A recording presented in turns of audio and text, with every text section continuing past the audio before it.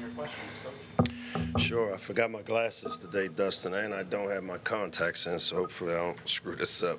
My eyes are gone. As always, I appreciate you guys joining us. Thanks for coming out. As we approach the halfway point of our season, our regular season is Saturday. I'm really pleased with where this team sits. Obviously, none of us are happy about the outcome from Saturday. It's an adage where you got to play the game for 4 quarters, and we played it for 3. And as I dive into last week, it wasn't the first game that we didn't win the 4th quarter. And that's a standard for us in our system. Anyone that's ever coached in the Nick Saban family tree, winning the 4th quarter is a really important stat. And going into that game, we were tied in the 4th quarter, meaning we hadn't finished many games the way I'd like to see us finish even when we did win.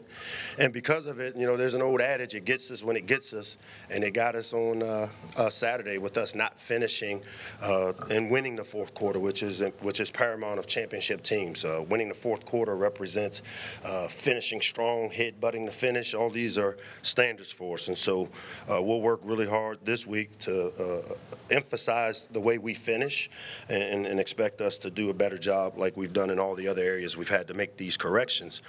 We've had 8 freshmen basically play starter reps. As they reach and get to this halfway point, we're no longer an inexperienced team. I can't stand up here and keep using the word inexperienced with some of these guys because they've played starter reps for almost a half a season. And so our expectation rises with them with each and every game. I expect us to use some of the frustration we have with the things that we can control that we didn't control. We'll get that corrected against a really good Nebraska team that I got a lot of respect for. You look at the job Matt Rule has done. He's flipped that roster, turned around their program, a lot more athletic team, a lot more length than they maybe have had there in the last couple of years. They got a big-time quarterback and do a really good job in all 3 phases. I've known Matt for a long time. Went to college with his first cousin, Craig Sponsky, who was a really close friend of mine, and I really have a lot of respect for Matt and the work that he's done as a coach. Our game captains this week will be A.J. Savansky, Daniel Wingate, and Jamari Glasker. And with that, I'll open up the questions. Mike, coming off of last Saturday's game, how do you walk the tightrope between using it as the best teaching tool without it being a haunting hangover for you guys this Saturday? Yeah, haunting hangover, I'll keep telling you guys, we'll be defined by what we do now. Like, once the game is over, we QC it, which quality control it. We figure out what we did well, what we didn't, and then we move to the next one. So last week's game should not and will not have any impact on this week's game and how we prepare because of the way we prepare.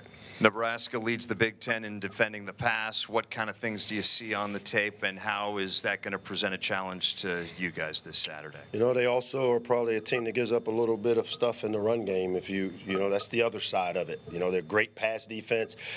When we study people, we try to figure out what they do well and what they don't do well. I would say that based on what we are scouting of these guys, he's a good coach. So the things they don't do well, play to run some. We got to do a better job ourselves of running the football. We've got some talented skill on the outside.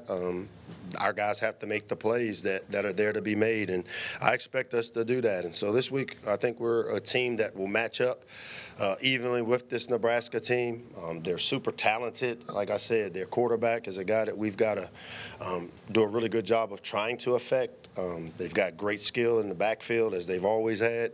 And then, like you said, the defensive backfield, a lot of it can be attributed to the pass rush. The McCullough kid that we saw and faced as a freshman at Indiana has now gone over to Nebraska, and he's a guy that shows up all over tape that we've got to do a great job of keeping our quarterback healthy. But they also do a great job of playing man coverage, middle field closed coverages, and we've got to find a way to beat man coverage and create some separation when we get the opportunity.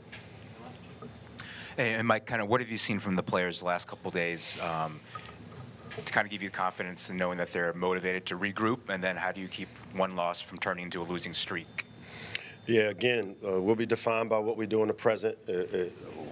Last week's loss will have no bearing on what we do this week. I mean, it's just the way it works, Gene, and I know that you guys like to loop things together, but last week is over. We have to make the corrections that we will make. We'll make the coaching corrections that we need to make.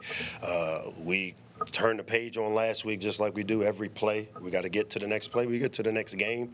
We're there now. This is, as having it on Tuesday makes it a little tough for me because I digested it a day ago after we finished with our team, and we've turned the page on it. So I don't expect it to have any bearing on this week. I expect us to prepare like we have. I thought we prepared well a week ago. We just didn't finish. Hey, Coach, back here. What's up, big man? Hey, man. So, we've talked about the fact that you have a young group and they are very mature, right? Just wanted to know kind of what have you liked from them as far as how you guys have moved forward from such a tough loss last Saturday? Well, I think probably the most impressive thing was to see my freshman quarterback, the way he ended his press conference. I think that showed who we are and what kind of team we have. The way Malik, as a young guy, I think kind of wanted to leave you guys with some things, and I thought that was impressive. That shows maturity. I think when you see a guy like Sidney Stewart and his reaction to being thrown out of the game and how he responded with his teammates, when you see a guy like number 6 who had a tough day at the office stand in front of his team yesterday and own his stuff and apologize to his team that, hey, you know what? I lost my stuff and it affected us. That tells me these are the things y'all don't get to see and you don't write about. And hopefully me telling you these things will allow you to be a little more positive about it with these guys. But we got a good little team, and I'm gonna rock with them. We're good. Can you talk about Malik's leadership abilities, kind of ahead of the curve when he comes to here? Yeah, I mean, leadership, as I define it, is being able to have a positive impact on people. And from the day I've met Malik Washington, he's done that. He's one of those guys as a 9th, 10th grader or a star quarterback at Archbishop Spalding that's doing when they bring 9th graders up to see the school. He's the guy that's taking care of a 9th grader to show him what a great place Spalding was for him. And so those type of leadership traits are something that he's displayed very early. I always say leadership doesn't have to have a time stamp on it, meaning you don't have to be here 4 years and been through wars to be able to have a positive impact on others. And he's done that really early, not just on our program, but on Terpsville and on our supporters and fans. How do you compare him to all the other quarterbacks you've coached here at Merrill? As he likes to say, he's different. They each are. I hate comparing my kids. I've got kids at home, and they all have their strengths and weaknesses. He's different, and they all are, just like all of our kids are. So talented, like some of the ones we've had here. I mean, we've got I think the all-time leading passer in the history of the Big Ten came out of this program. So he's different. If I were to just say what's the difference between them, he's a little different than the ones I've had. Hey, Coach. Just play calling wise, what is your philosophy to close out games and chew clock? Get first downs. That's my philosophy. We needed one more stop and one more drive, or one more score and one more stop. So my philosophy is to move the chains in 4-minute situations. Looking back at the tape, do you wish you had run the ball a little bit more in the second half? As I said before, my job is to try to move the chains, get first downs. We do everything we can to do that, whether it's running or throwing. Balance is having the ability to do both, and we didn't do it either very well during those points of the game. Hi, Coach. How you doing? D, what's up? How are you? You kind of answered my question, but I'm going to ask it anyway because I think it's important to highlight that a few of the guys have said that this year they feel close. They feel closer than before previous years, and they feel like a family. So what have you seen additionally than what you just mentioned that shows you that these guys are in it together and, are more of a family than before? Yeah, again, and every team, as you know, has its own personality, and with the landscape we're in, this is, you don't have the opportunity to have a 3-year, 4-year guy the way you used to. And so 64 new players coming together. Finally, I think Father's Day Sunday was when everybody that's on this team showed up. And, for us to expedite and help the relationship things mature. I've been really pleased with it, but it starts with winning each other's hearts and having a ton of respect for each other because of the amount of work that we put in, maybe contrary to what some of you guys think. I mean, these guys work hard. We work hard to prepare our players, and they work hard to prepare themselves for the opportunities they get. You only get 12 of them. We let one slip away, but this group has stayed together. I like so far how we've handled the adversity of a loss, our first loss here at home, and I expect us to respond the right way. Hey, Coach, wanted to ask you a little about Zahir Mathis and his recruitment. I talked with his coach, Devin Johnson. He mentioned you came up to Imhotep High School in Pennsylvania a few times. What were those experiences like? What were some of the conversations you had with him? We've had great success up at Imhotep, up in Philly, a great football program. It's given us guys like DJ Moore, who's come here and had great success and gone on to the next level. Zahir is no different in terms of what the impact he's been able to have. From day one, he was one of those guys that I thought showed tremendous amount of maturity. He committed early to another program in the Big Ten and kind of shut his recruiting down. And he's a byproduct of the relationship that Malik Washington had with him. And, we saw him early. We tried to recruit him. He made a decision to do something else. And then because of the Malik factor, during the Under Armour All-American game, Malik calls me and says, hey, Zahir Mathis wants to come visit. And I said, well, let's sign him up. He came to visit. We spent some really quality time, met grandmom, who is really important to him, and he made the decision to be a Terp. And it was probably one of the best things that happened to us in our program is having a kid like him, especially with the type of impact he's been able to have. So you would say a big factor was Malik Washington. I know they were friends. I would say a huge factor, for sure. And I think once he came here, Maryland sold itself. Hey, Coach. I just wanted to talk about on Saturday, too, having that sellout crowd on family weekend and just seeing the response from fans for a game like that. What was it like to bring that energy to? That was pretty cool. Yeah. I've been around here 17 football seasons.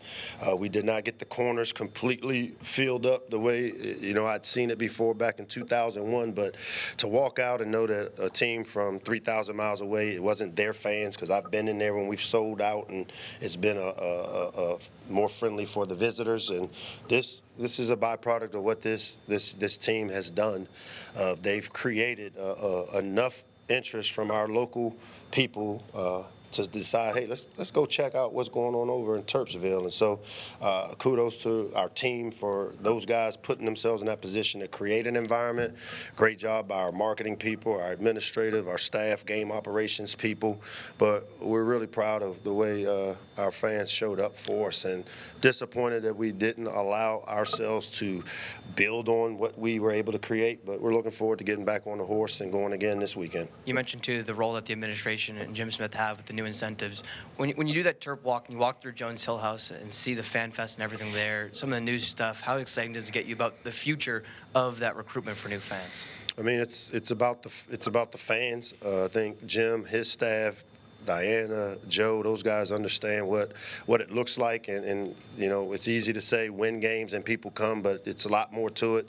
I had lunch with Mark Cuban here at Jones Hill House a year ago, and he said winning doesn't bring fans, and it helps for sure, and it's my job to make sure we take care of that part of it. But to know that we're in partnership with people that understand it's more than just going on the field and winning, and that we've got to create an environment and an experience outside of just the game, and it's great to see all these things come to fruition, especially at this time as this team that's no longer inexperienced but just young at certain places continue to grow with some of these new traditions that we've started. Hey, Coach. What's up, man? Bit of a tone shift, but I want to ask you about a guy I can guarantee you've never been asked about, but is also your longest standing starter, Ethan Gough. Can you talk about a bit the importance of having a steady long snapper like that? I mean, he hasn't missed a snap, and then also just him as a person. Yeah, again, to not hear his name is a good thing, because he didn't make any mistakes. And Ethan is a guy that's like a sniper. You get one shot, one kill as a long snapper. Sometimes they put people over his head. He's not the biggest, but I tell you what, he's really skilled at that, at long snapping and short snapping. And I think he'll have an opportunity to do it at the next level, which we've seen guys like John Kondo, who's played 18 years in the NFL doing just that. And because of how skilled Ethan has been and the leadership, I mean, he's not your typical specialist. He's a guy that's part of our leadership council. He's a guy that has a voice of our team. He's one of the guys that's leading us in the community, the service things that we do. A DeMatha grad that has really represented not just DeMatha, but a guy that's from Southern Maryland and really takes pride in playing here for the flagship university. And because his name hasn't been called, he's done a tremendous job through 4 years. Hey, Coach, over here. You guys have only allowed 10 points in first halves, but you mentioned obviously you haven't won, a bunch of fourth quarters this season. That number is 57 points in second halves allowed. Is there any reason you could point to in the discrepancy in that? I mean, again, in some games we are up ahead and we decide to develop younger players, and that's part of the growing curve of playing younger players. When you have the opportunity to play them and the expectation is the standards shouldn't drop. And so when you had inexperienced players playing, mistakes happen, lessons, things to learn from. The big one for me, though, is winning the fourth quarter as much as the second half, because we've won the middle eight. And I don't know if you guys know what the middle eight is. I've explained it before, but we do pretty well in the middle eight, which is before the half and right after a half. And, the one thing that, as I said, is a staple of our program is winning the fourth quarter, because it represents a killer instinct. It represents the finish. And we tied the fourth quarter going into this game. And so, winning sometimes masks some of these things. And you know what? It got us when it got us this weekend in the fourth quarter. We found ourselves in a tight game. Their players, number 12, their quarterback, number 2, they made plays that were there to be made in critical situations, and we didn't. And so to me, that's where me as a coach, my job now is to figure out, let's get the fourth quarter finish fixed. It's a big part of what we do, and it's been a big emphasis for us thus far during our prep for Nebraska.